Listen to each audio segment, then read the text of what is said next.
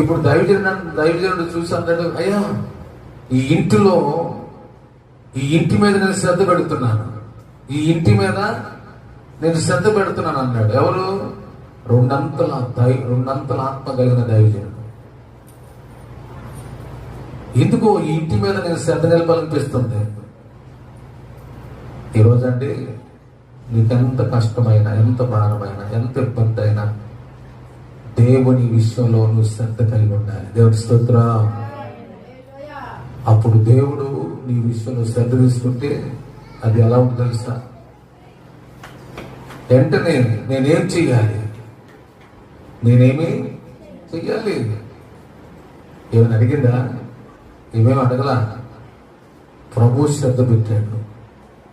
ప్రభు శ్రద్ధ పెట్టి అన్నాడమ్మా, నువ్వెంత శ్రద్ధ భక్తులు కనిపించేదివే, ఇప్పుడు నేనేం చేయాలి నీకు?